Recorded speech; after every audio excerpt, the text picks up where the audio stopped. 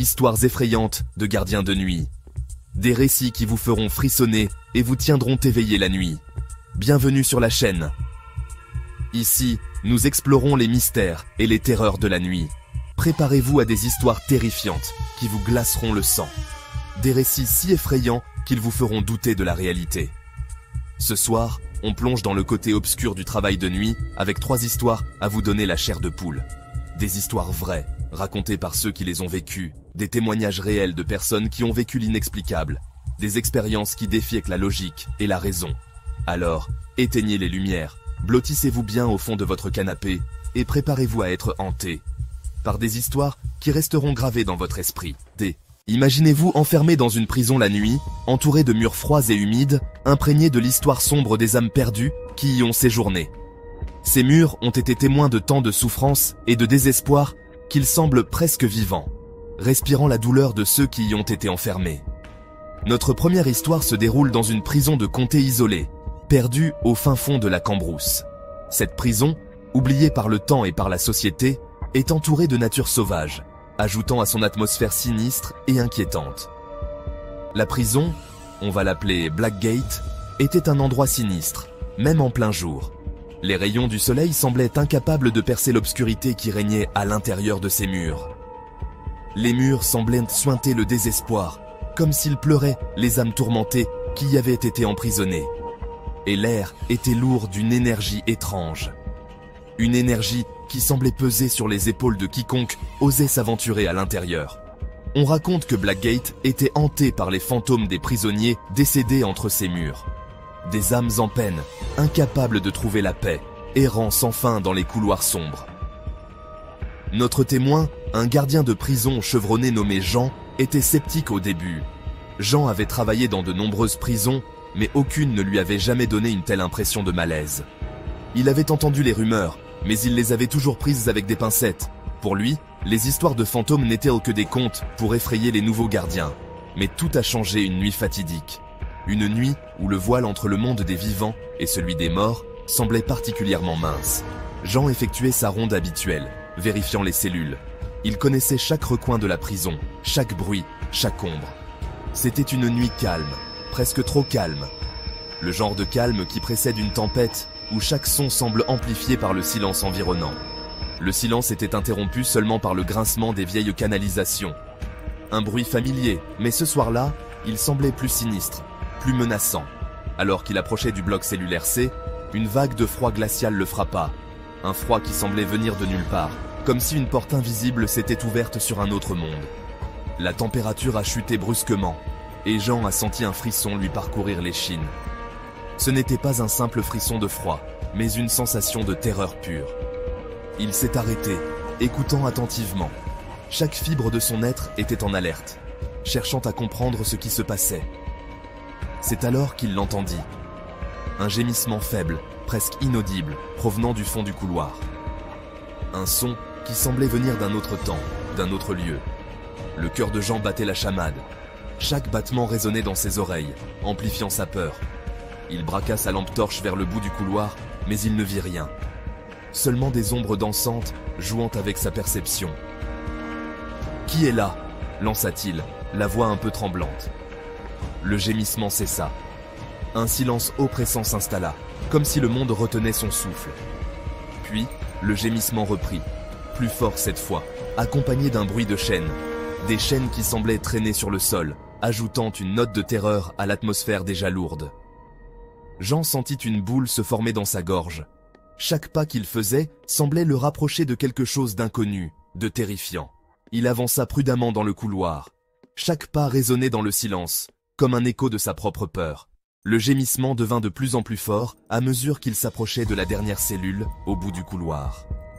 La cellule 13. Une cellule dont on disait qu'elle était la plus hantée de toutes.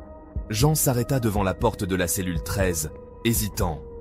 Il pouvait sentir une présence de l'autre côté, quelque chose d'ancien et de puissant. Il prit une profonde inspiration et ouvrit la porte. Ce qu'il découvrit à l'intérieur allait changer sa vie à jamais. Notre prochaine histoire nous emmène dans un parc industriel abandonné à la périphérie d'une ville endormie. Un lieu où le temps semble s'être arrêté, où les bâtiments se dressent comme des géants endormis sous la lumière froide de la lune. Imaginez des bâtiments massifs, des silhouettes imposantes se découpant sur le ciel nocturne. Ces structures, autrefois pleines de vie et d'activité, sont maintenant des carcasses vides, des témoins silencieux d'une époque révolue. Un terrain fertile pour l'imagination, où chaque bruit suspect peut être interprété comme un pas furtif. Les ombres jouent des tours à l'esprit, transformant des objets inoffensifs en menaces potentielles. C'est dans cet environnement froid et désolé que notre protagoniste, un gardien de sécurité nommé Pierre, va vivre une nuit qui le marquera à vie. Pierre, un homme ordinaire avec des rêves et des peurs comme tout le monde, se retrouve face à l'inconnu. Pierre avait accepté ce travail de nuit par nécessité, attiré par la promesse d'un salaire plus élevé. Il pensait que ce serait une tâche simple, une routine sans histoire. Il n'était pas du genre à croire aux histoires de fantômes. Pour lui, les légendes urbaines et les récits de spectres n'étaient que des fables pour effrayer les enfants. Son travail consistait à patrouiller dans le parc industriel désert. Une tâche répétitive, mais qui lui permettait de subvenir aux besoins de sa famille. Une tâche simple, du moins en apparence. Les vastes étendues de béton et de métal semblaient inoffensives sous la lumière des étoiles. Les premières nuits s'étaient déroulées sans incident. Pierre s'était habitué au silence, à la solitude et aux longues heures d'obscurité. Le silence n'était interrompu que par le ululement lointain d'un chien. Ce son familier apportait une étrange forme de réconfort dans l'immensité du vide.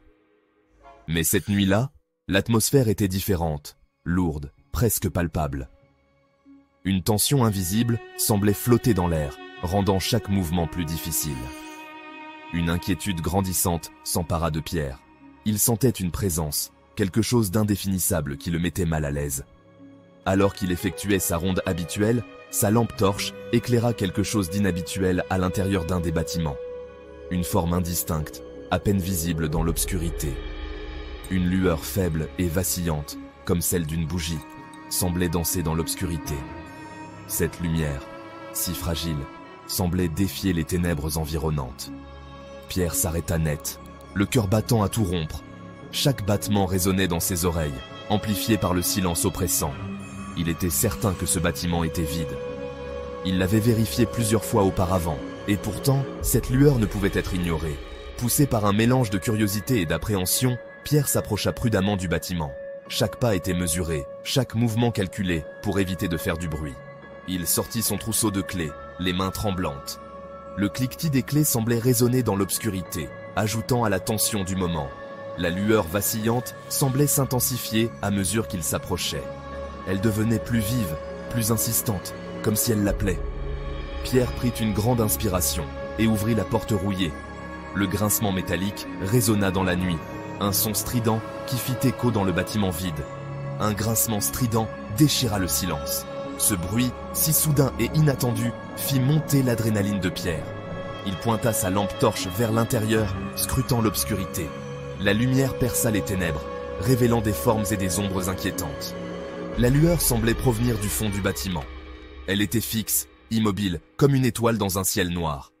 Avançant lentement, chaque pas résonnant sur le sol en béton poussiéreux, Pierre suivit la lueur. Chaque pas semblait le rapprocher d'une vérité qu'il n'était pas sûr de vouloir découvrir. Plus il s'approchait, plus il distinguait la silhouette d'une personne se tenant immobile. Cette figure, à peine visible, semblait l'attendre. Le sang de Pierre se glaça dans ses veines. Il savait qu'il était seul, mais cette silhouette défiait toute logique. Était-ce une illusion, un jeu de son esprit fatigué, ou quelque chose de bien plus sinistre? Merci d'avoir regardé cette vidéo. J'espère que vous avez aimé ces histoires effrayantes. N'oubliez pas de laisser un pouce bleu si vous avez aimé, et de vous abonner à la chaîne pour ne pas manquer les prochaines vidéos. Et souvenez-vous, parfois, les choses les plus effrayantes sont celles qu'on ne peut expliquer. Restez prudents, et à bientôt dans le noir.